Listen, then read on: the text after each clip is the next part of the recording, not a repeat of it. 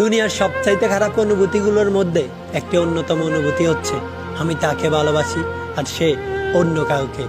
আমার প্রতিটি মোনাজাতে সে থাকে আর তার প্রতিটি মোনাজাতে হয়তো অন্য কেউ। আমার প্রতিটি ছাওয়া থাকে শুধুই তাকে ঘিরে, কিন্তু তার ছাওয়াগুলো থাকে হয়তো অন্য কাউকে নিয়ে। আমি তাকে নিয়ে আমার পৃথিবী সাজাই, কিন্তু আফসোস তার পৃথিবীতে আমার জন্য একটু জায়গা নেই।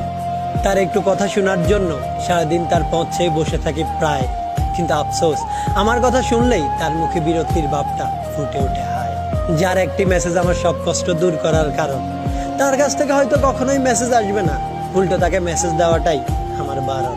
যার কথা ভেবে দিনের বেশিরভাগ সময়ই দীর্ঘশ্বাস ফালাই, হয়তো সেই মানুষটার ভাবনা জুড়ে আমি নামক বস্তুটাই নেই। আমার চিন্তা জুড়ে শুধুই যেই মানুষটার বসবাস, তার চিন্তা জুড়ে আমি নামক বস্তুটা থাকার হয়তো নেই কোনো অবকাশ।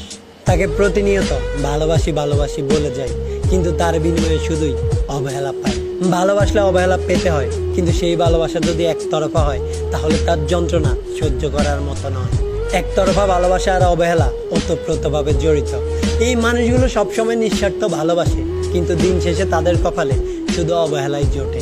ভালোবাসা মানে নিজেকে ভালো রাখা নয়, ভালোবাসা মানে অন্য মানুষটিকে ভালো রাখার দায়িত্বটাকে বোঝায়।